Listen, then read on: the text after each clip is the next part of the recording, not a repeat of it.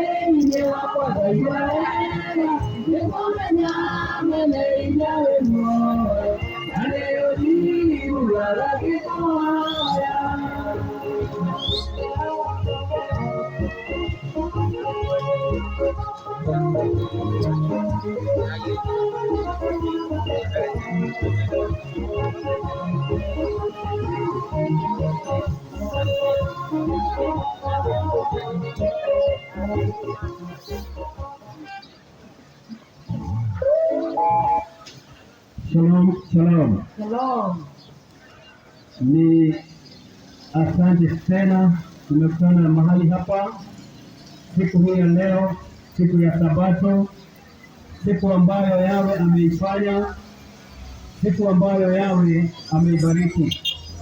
Tumekuwa tukija hapa kila Sabato na leo pia tuko hapa siku hii ya leo ili tunene pamoja nanyi, na ninajua kwamba baada ya kumalizia lazima kutakuwa na maswali. Kwa hivyo kabla ya kuanza, tungetaka tushukuru Baba yetu wa mbinguni. Tuko katika ibada ya Sabato Kwa hivyo hatujatoka manyumbani, tumetoka kwenye ibada na tunakuja kumalizia hapa ili tunene pamoja nanyi. Maana katika Isaia 3 inasema, njooni tusemezane, hata ingawa dhambi zenu ni nyekundu kama damu, nitaziosha ziwe kama sufu, ama ziwe kama theluji.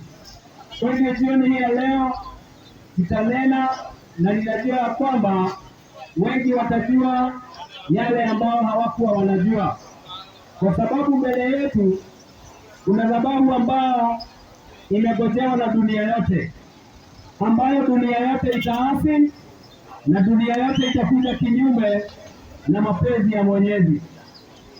Haleluya.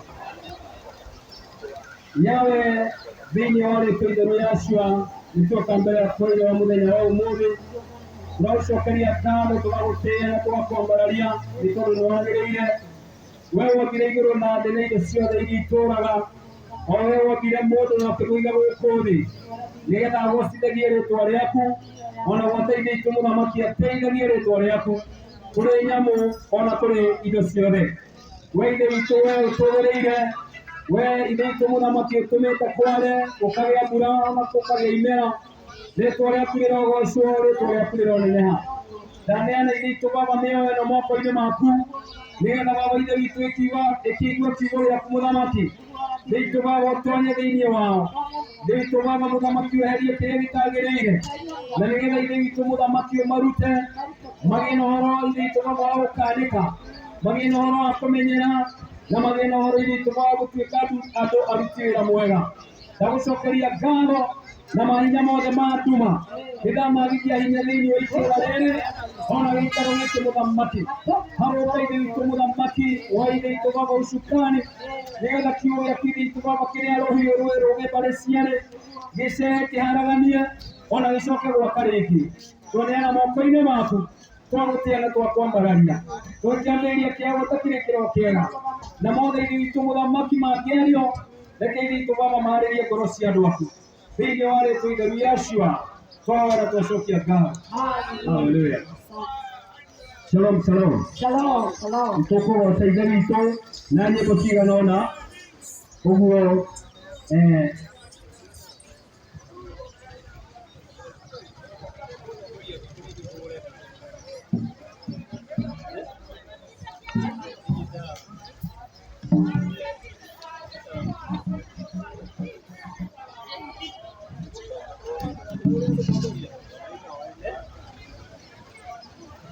kama wewe umepata neno litokalo Yerusalemu,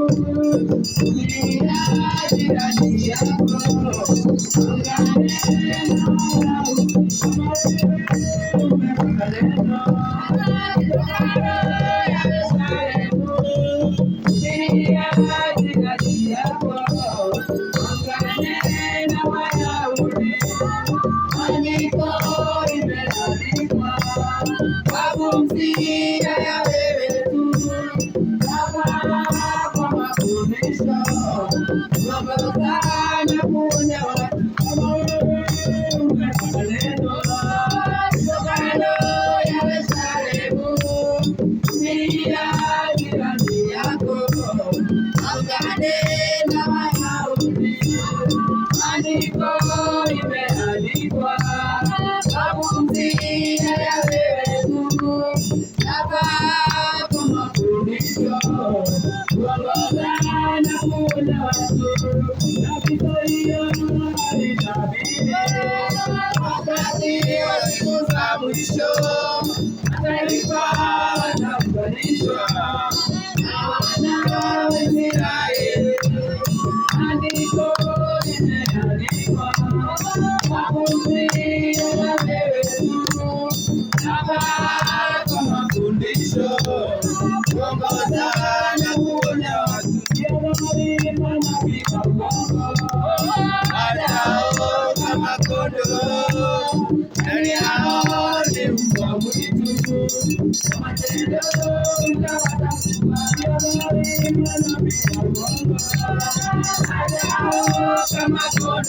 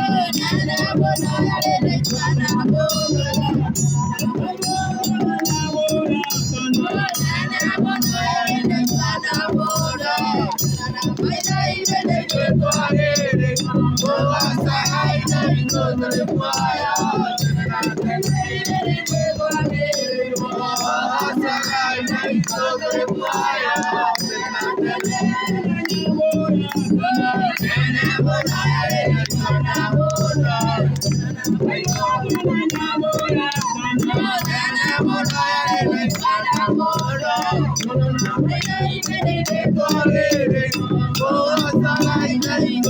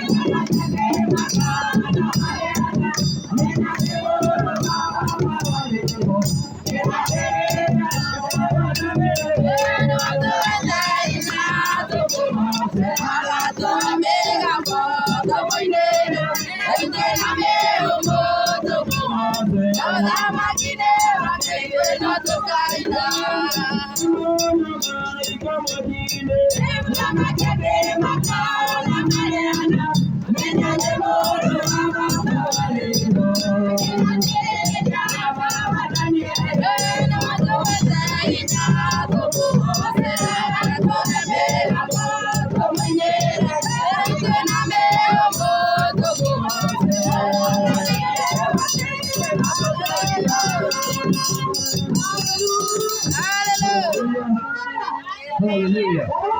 Shalom, shalom. Shalom, shalom. Yeah, niko hawitikira kumusaidia itu. Wanainyewe tuina hamwe. Nega ileso au mwekama udomera. Nikondo tukikoina na nyebo sito. Toko inala kuhosaidia itu. Damu gedi ya one ge. Arata aito rayawa inaka. Dewi tunu mwagane siore. Na siore no turathie na mbere.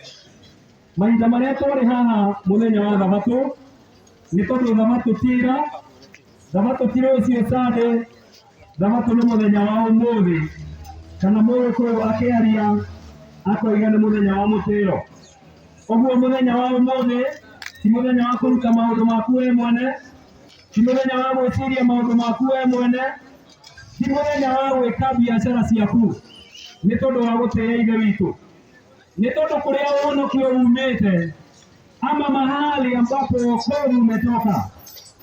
Wokovu unatokana na kutii amri za Yawe, na kwa maana habari za wokovu zinaenea kote duniani. Habari za wokovu ni watu wahubiriwe Torati na Injili, na kwa maana Torati imewalemea wengi, kwa sababu yule mwana mpotevu alibadilisha maneno. Sabato ikabadilishwa mwaka wa 324 na kutoka pale mpaka siku ya leo ni miaka 1780 pale ama 70. Kwa hivyo hiyo miaka yote ambayo imepita tangu sabato ya kweli ikabadilishwa, watu wakafuata uongo na wakaambiwa sasa hiyo ndio ukweli. Na ujue ya kwamba shetani wakati anataka utoke katika ukweli, anakuambia kwamba uko nje, kwa hivyo unatafuta njia ya kuingia. Na wakati unatafuta njia ya kuingia, unajikuta umetoka nje ya ukweli. Kwa hivyo siku hii ya leo ndiyo siku takatifu na imebarikiwa na imetakaswa na Mwenyezi. Kwa hivyo hakuna mwanadamu awaye yote amepewa nguvu na mamlaka ya kutakasa siku, labda kupitia kwa shetani na mapepo yake. Na hivyo ndivyo ilifanyika. Siku ya kweli ya ibada ikabadilishwa na watu wakapewa hadithi mbalimbali, hadithi za kupotosha watu, na watu wakakaa vile wamepotoshwa. Na wakati huu ukinena ukweli, unaonekana kama wewe ndiye umepata kichaa ama wewe ndiye umepotea. Leo hii nataka kuwakumbusha tena juu ya siku takatifu za Yawe, kwa maana nyakati siku takatifu za Yawe ama sikukuu zipo kwenye maandiko, na wale wote ambao wanasema wanaamini maandiko na hawakubaliani na vile maandiko inavyosema, basi maandiko inawatoa nje, maandiko inawasuta, maandiko inawafukuza. Tutasoma katika kitabu cha Walawi 23.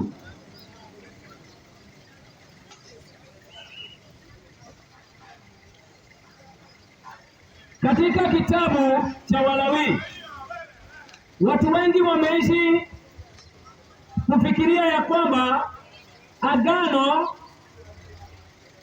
ni maandiko. Agano ni mambo ambayo Mwenyezi amekubaliana na mwanadamu, anakuagiza. Agano ni wakati ambapo Yawe anakupatia masharti yake, na wakati ambapo Mwenyezi anakupatia masharti yake, ukikubali kuyafuata, unapatana na yeye, unakuwa na agano kati yako na Mwenyezi Yawe. Kwa mfano, wakati Ibrahimu alipokutwa na Mwenyezi katika ile mti ya Mamre, akatokezewa na malaika na akapewa agano, na hili agano lilikuwa hivi ya kwamba wanaume wote ambao wanakaa nao ama wazaliwa wake wote wanaume watahiri. Kwa hivyo Ibrahimu akawa na agano kati yake na Mwenyezi. Yeye akiwa na miaka 99 akatahiri, na Ishmaeli na Isaka akawatahiri, na akawatahiri wafanyikazi wake wote wa kiume. Hiyo ikawa ni agano ya kwamba mtoto akizaliwa wa kiume akiwa na umri wa siku 8 atahirishwe govi lake ya zunga lake. Kwa hivyo hata hakuna mambo ya kutafutilia watu wao, ati kwanza niende kwetu, niende nikatafuta maoni ya watu wetu. Kwa hivyo agano kati ya Ibrahimu na Mwenyezi ilikuwa ni kutahiri, na wale wote ambao wanasema ya kwamba wanamwabudu Mungu wa Isaka, Yakobo, Ibrahimu wanafaa kuwa na hiyo agano. Kwa hivyo hapo hakuna ati ilienda ikapanda ikateremka. Mtoto wako wa kiume anafaa kuwa ametahirishwa akiwa na umri wa siku 8, na hiyo ni andiko na hakuna mambo ya kutafutilia. Hiyo ni agano kati yako na Mwenyezi yawe. Kwa hivyo mtoto wako wa kiume, kama wewe huwa unaita Mungu wa Yakobo, Ibrahimu na Isaka, na hivyo ndivyo watu wengi wanamuita, wanafaa kuwa na agano katika miili yao. Na hiyo sio ati kutafutilia, hapo hakuna ati mambo ya kurudisha sijui appeal.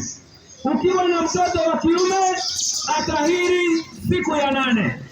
Kwa hivyo hiyo ni agano ambalo litadumu milele na milele, kama watu watakubali kumwabudu Muumba wa kweli ambaye anakuwa na tofauti na miungu wengine. Maana anapopeana amri zake anasema ya kwamba mimi ndiye aliyeumba mbingu na nchi na vyote vilivyomo.